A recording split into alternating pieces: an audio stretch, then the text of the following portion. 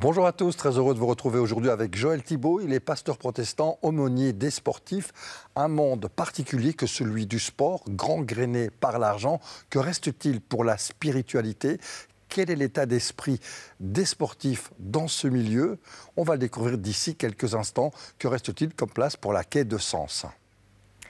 Ancien footballeur amateur, entraîneur diplômé de la Fédération française de football et pasteur protestant, notre invité Joël Thibault a fait de l'accompagnement spirituel des sportifs de haut niveau sa vocation. D'Olivier Giroud à Grace Sadi, chrétien affirmé aux athlètes qui sont encore à la recherche de Dieu, il est présent aux côtés de sportifs presque comme les autres, dans les événements médiatisés, dans ceux plus secrets de leur vie, comme leur reconversion professionnelle. Nous allons découvrir ensemble et avec lui si sport et foi font bon ménage.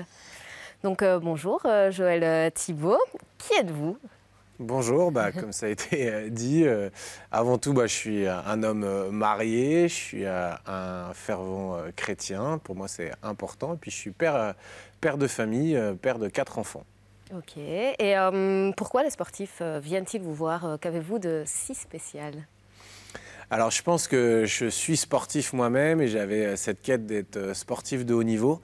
Mais j'ai trouvé quelque chose qui me rendait plus heureux et plus épanoui, ma rencontre avec le Christ.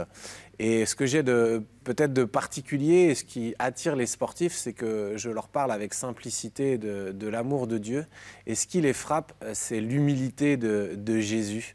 Et qu'il était doux et humble de cœur, ce qui est très contrastant dans un milieu où il y a beaucoup d'orgueil et de préjugés. Et un mot sur la machinerie de l'aumônerie du sport ? Alors, l'aumônerie du sport, c'est un service qui est proposé aux clubs ou aux fédérations ou aux grands événements sportifs, justement pour répondre à cette quête de sens, mais aussi à cette liberté fondamentale qui est la liberté de croire ou de ne pas croire et la liberté de culte. Et ce qu'il faut savoir, c'est qu'un sportif de haut niveau peut partir des fois plusieurs semaines à plusieurs mois de chez lui pour une compétition et il n'a pas forcément de lieu dans lequel se rendre. Il y a l'obstacle de la langue aussi. Et donc là, c'est d'avoir au milieu de ces événements, dans un village olympique ou dans les hôtels, un espace dans lequel ils peuvent se recueillir et aussi être accompagnés pour répondre à leurs questions et avoir notamment une écoute bienveillante et active et recevoir la prière pour ceux qui le souhaitent. Qu'est-ce qu'ils vous demandent, évidemment? Comment se passe le contact? En fait, les demandes sont diverses et variées. Ça dépend de leur situation professionnelle. Ça peut être de l'incertitude d'une fin de contrat, de la pression sur une compétition avec possiblement des sponsors qui vont les abandonner. Vous savez, il y a une grande pression financière. On regarde souvent par le prisme des millionnaires, mais tous ne sont pas millionnaires dans le monde du sport. Il y a aussi une grande précarité. Et puis ceux qui deviennent millionnaires, malheureusement, ça ne rend pas heureux. Il y a tellement de sollicitations et il y a des faux amis. Et donc ça là, au côté de la trahison et gérer des relations saines, peut aussi les interroger et ils ont besoin de se confier sur ces problématiques-là. Quel regard portez-vous sur l'avenir de l'aumônerie des sports en France ? Est-ce que vous pensez que c'est quelque chose qui est amené à se développer, à continuer à se développer ? J'espère que ça va se développer. On sort des Jeux à Paris où on a accueilli pendant plus de 5 semaines un service d'aumônerie au cœur du village olympique et paralympique. Mais je pense qu'il y a mieux à faire, surtout que l'organisation aurait pu être mieux, de faire une meilleure place à cette aumônerie. On est toujours dans un tabou en France sur le sport et la laïcité.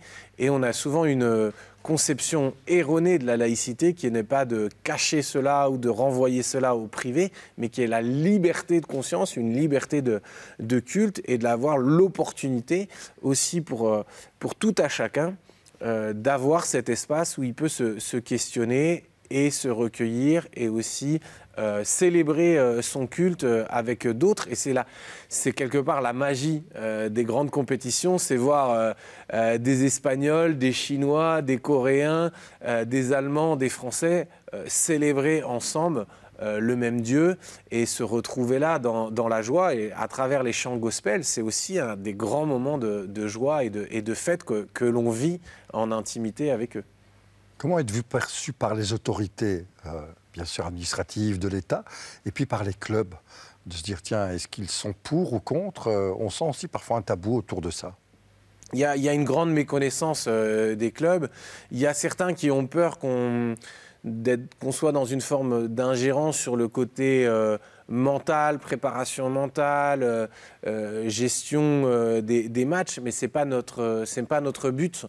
Il y a des clubs qui l'accueillent très bien, mais qui réduisent notre rôle à une préparation au mariage, à une préparation au baptême, alors qu'il y a bien plus que cela. Et donc c'est aussi une présence au quotidien qui est possible. Aujourd'hui, le rugby et le sport, notamment le rugby à 13, qui est le plus ouvert en France et même en Angleterre.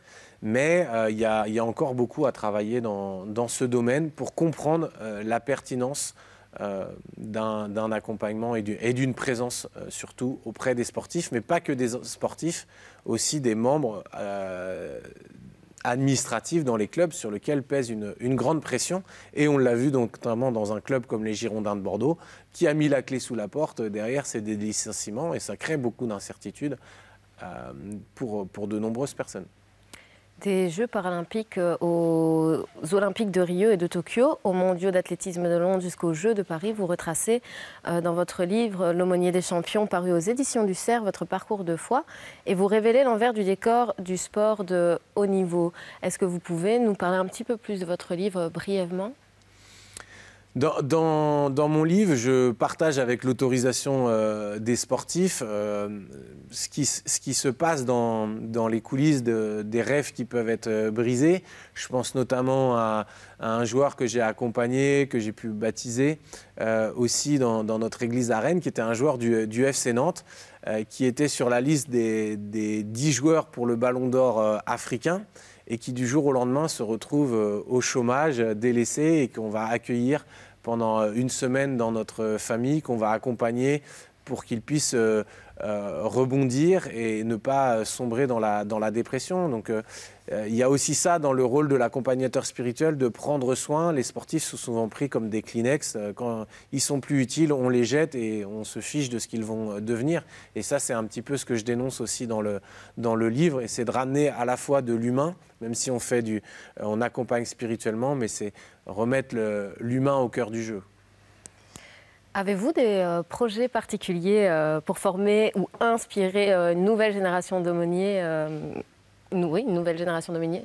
Effectivement, j'ai eu l'opportunité d'être sollicité par un institut de théologie qui s'appelle l'ITRC, qui est en France et qui est pour toute la francophonie. Je lance un cours de 30 heures de formation théologique, d'application, comment concilier le sport et la foi, comment la vivre pleinement et comment accompagner des sportifs de haut niveau. Donc c'est pour tout type de personnes, que ce soit des sportifs, mais aussi des parents, parce qu'il y a de plus en plus de parents qui viennent me demander des conseils, et des gens qui sont dans des staffs et qui veulent concilier leur foi chrétienne. Donc ça commence le 24 février. C'est donc une grande avancée aussi en francophonie, parce que ça ne s'est jamais fait un tel cours. Merci en tout cas, Joël Thibaut, d'être venu jusqu'à nous. Merci d'avoir partagé cet éclairage sur votre travail auprès des sportifs. Un engagement qui montre que finalement, malgré l'argent et tout ce qui se passe derrière, on peut retrouver de l'humanité. Merci encore. À très bientôt pour une autre édition de votre émission Présence protestante. On se retrouve bien sûr dans une prochaine thématique. On se retrouve bien sûr dans une thématique évidemment tout aussi intéressante. À très bientôt. Au revoir. Au revoir.